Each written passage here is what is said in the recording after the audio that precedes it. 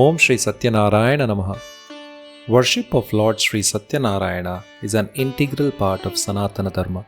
This auspicious Satyanarayana Katha narration comes from one of the 18 Puranas, the Skanda Purana.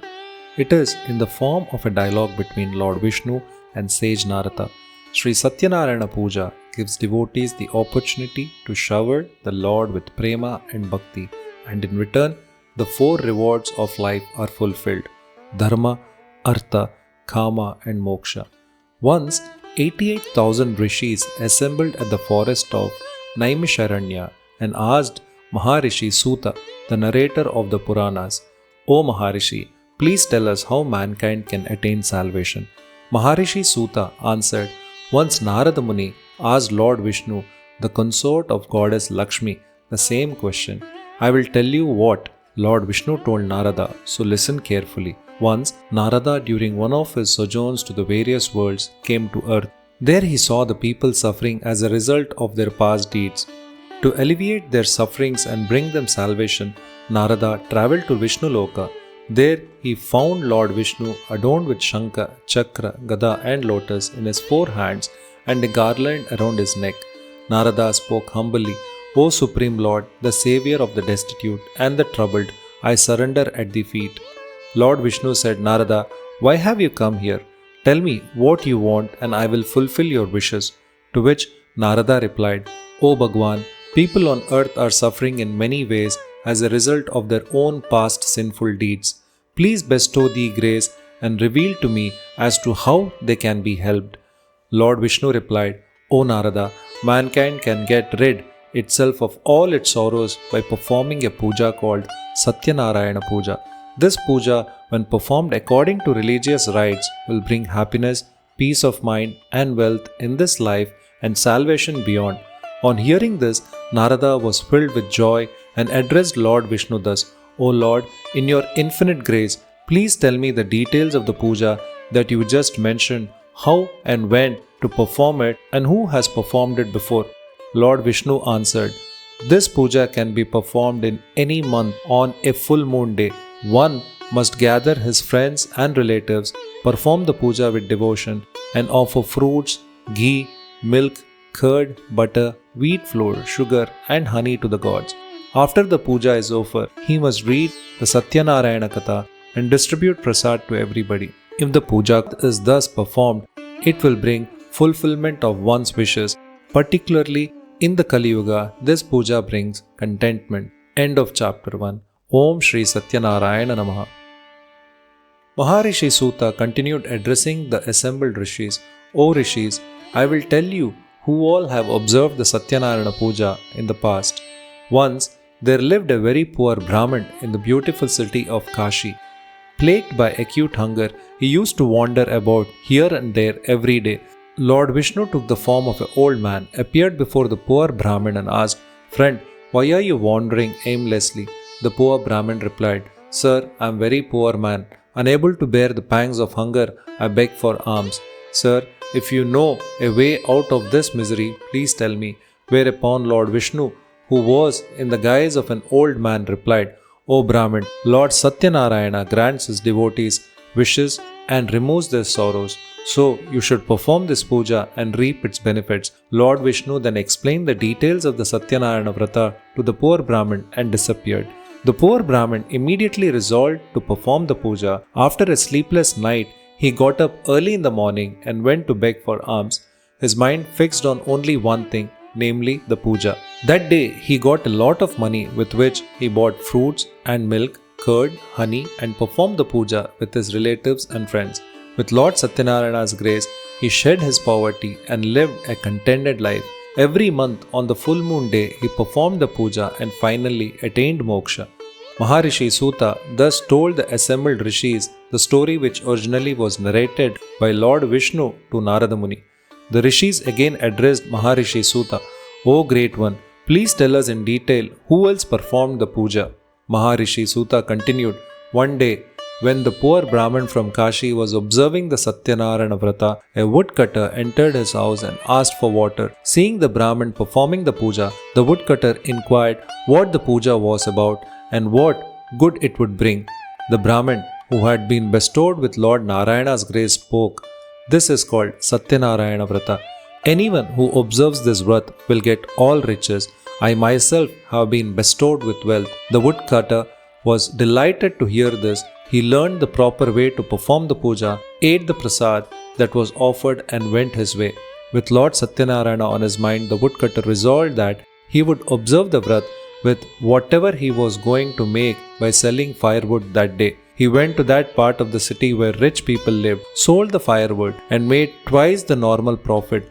Pleased with his luck, the woodcutter bought bananas, sugar, ghee, milk, curd, honey, and wheat flour and performed the Satyanarayana puja with his friends and relatives. By Lord Narayana's grace, he too acquired enormous wealth and lived comfortably and attained moksha. End of chapter 2. Om Shri Satyanarayana Namaha. Maharishi Suta continued, O best of ascetics, I will now tell you the story further. In the olden days, there lived a wise king by name Ulakamukha. He had mastered all his senses and always spoke the truth. He used to go to the temple every day and give gifts to the Brahmins. His lotus-faced wife was a pure and pious woman. One day, the royal couple was performing the Satyanarayana puja at the banks of the river Bhadrashila. At that time, a merchant called Sadhu sailed by. Seeing the king perform some puja, Sadhu stopped his boat, got off, and addressed the king humbly. O king, would you kindly tell me what you are doing with such devotion and concentration? The king replied, O Sadhu, I have no children. In order that I may be blessed with children, I am worshipping the Almighty Lord, Satyanarayana. On hearing this, Sadhu spoke humbly, O king, please tell me how to perform the puja. I would like to observe the vrata, as I too have no children. The king told him all the details. Sadhu returned home and with great joy told his wife that they should perform Satyanarayana puja, which will fulfill their desire to have children. He then resolved to perform the puja after the child was born. Then by the divine grace, Sadhu's wife Leelavati conceived, and in due course a beautiful daughter was born to them. They named the child Kalavati. One day, Leelavati reminded her husband of his promise to perform puja. Sadhu told his wife that he would do the puja at the time of his daughter's wedding and got busy with his work. In the meantime, Kalavati grew up and blossomed into the lovely girl. Sadhu sent out messengers to find a suitable bridegroom for his daughter. One of his messengers found a good-natured and handsome boy in a Vaishnava family from Kanchananagar. Sadhu found the boy to be suitable match for Kalavati and celebrated his daughter's wedding with great pomp and show. But Sadhu completely forgot about the Satyanarayana puja and thus angered Lord Satyanarayana. Then one day, Sadhu went on a business trip with his son-in-law. He stopped to trade at Ratnapura that was ruled by King Chandraketu. Lord Satyanarayana placed a curse on Sadhu. One day, in Ratnapura, some thieves robbed the king's treasury and were running away. The king's soldiers followed them in hot pursuit. The frightened thieves threw the things they had robbed near Sadhu and his son-in-law, who were sleeping under a tree, and escaped. Finding the king's treasure near Sadhu and his son-in-law, the king's soldier arrested them and brought them before the king. The king ordered them to be chained and thrown into prison. Because of Lord Narayana's Maya, nobody even listened to what Sadhu had to say in his defense. King Chandraketu also confiscated all their merchandise. Lord Narayana's curse did not spare Sadhu's wife. Some robbers broke into her house and Leelavati lost everything. One day, Kalavati was very hungry and ran out of the house. She wandered here and there and stopped at the house where Satyanarayana puja was being performed. She stayed at the place until the puja was over and ate the prasad that was offered. When she reached home, it was late night. Leelavati asked her where she had been. Kalavati told her mother that she was listening to Satyanarayana Katha in somebody's house. Leelavati at once remembered her husband's promise to perform the puja and resolved to observe Satyanarayana vrata herself. She collected all her relatives and friends and prayed to Lord Satyanarayana to forgive their sins. Lord Satyanarayana was pleased with Leelavati's prayers. He appeared before King Chandraketu in his dream and told him to release the two merchants from prison as they were not the real thieves. If the king failed to do so, Lord Narayana warned that the kingdom, wealth and children would all suffer. Next morning, the king told his counselors about his dream and ordered Sadhu and his son-in-law to be released. The latter were frightened and stood before the king with bowed heads. The king talked to them gently and said, You too have suffered a great deal because of your fate, but there is nothing to fear. The king returned their merchandise, gave them new clothes and lots of gifts, and bade them goodbye. End of chapter 3. Om Shri Satyanarayana Namaha. Sadhu and his son loaded their boat with the riches given to them by the king and sailed homeward. Lord Satyanarayana wanted to test the Sadhu further. He took the form of an ascetic with a trident, appeared before Sadhu, and asked him what he was carrying in his boat. Without realizing that the ascetic was indeed Lord Narayana in disguise, Sadhu laughed mockingly and said, "You Brahmin, were you thinking of stealing my things? We do not have any valuables in the boat except vessels." Whereupon Lord Narayana replied, "O Sadhu, so be it." The ascetic then departed and went to the seashore to meditate. When Sadhu went into his boat, he discovered to his horror that the boat was filled with vessels, just as he had falsely told the ascetic. Sadhu swooned at the sight, but he was revived by his son-in-law, who said, "This must be the curse of the ascetic. He must be a mystic. Let's go to him and ask him forgiveness." The two merchants then went to the seashore where the ascetic was meditating. They fell at his feet and repeatedly begged for his forgiveness. Pleased by Sadhu's devotion, Lord said, "Sadhu, do not weep. You suffer because you have broken your promise time and again." On hearing this, Sadhu prayed to God, "O Lord, even Brahma and other devas, drowned in your Maya, cannot comprehend your form completely. How can I, with my limited knowledge, comprehend your various forms? I pray within my limited knowledge, please show me your true form and bless me." Upon hearing this prayer, God was pleased and granted his wishes, restoring his merchandise in the boat and disappeared. The two merchants then joyfully sailed homewards, and reaching their hometown, they sent a messenger to their wives to inform them of their safe arrival. At that time, Leelavati and Kalavati were performing Satyanarayana Puja. Leelavati quickly finished the puja and asked her daughter to do so. She then hurried to the seashore to meet her husband. Kalavati, in her eagerness to meet her husband, forgot to eat the prasad and rushed to the seashore. This action of hers angered Lord Satyanarayana. He caused the ship and her husband to drown in the sea.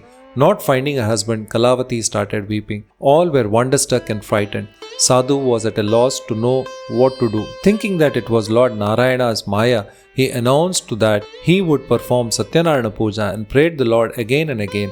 At this, Lord Satyanarayana, the savior of the sinners, was very pleased and said, "O Sadhu, your daughter did not eat the prasad in her haste to see her husband, so I made him and the boat disappear. Let her go home, take the prasad and return." On hearing this, Kalavati rushed and took the prasad. When she returned to the seashore, she found to her joy her husband and the boat. Then Sadhu returned home happily with his relatives and performed the Satyanarayana Puja every full moon day. With God's grace, he enjoyed all the comforts in this world and finally attained salvation. End of chapter 4. Om Shri Satyanarayana Namaha. Maharishi Suta continued, "Once there was a king called Tungadwaja who underwent a lot of misery after refusing the Satyanarayana Prasad. One day after hunting, he was resting under a shady tree. Some cowherd were happily performing Satyanarayana Puja nearby. The king, in his vanity, refused the prasad they offered. When he reached his palace, he found that his kingdom, his 100 sons, his wealth, and everything was destroyed. Then it occurred to him that Lord Satyanarayana was probably angry with him.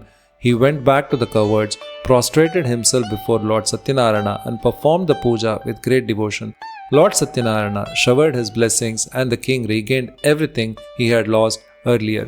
He lived happily and reached Vaikunta after death. Maharishi Suta said, "O holy men, I have narrated to you the Satyanarayana Katha, which was originally told by Lord Vishnu to Narada Muni. By observing this vrata, mankind can attain salvation. In this Kali Yuga, observance of the vrata can lead to gratification of one's wishes." Thus ended the narration of Maharishi Suta, after which the rishis returned to their respective homes. End of chapter 5. Om Shri Satyanarayana Namaha.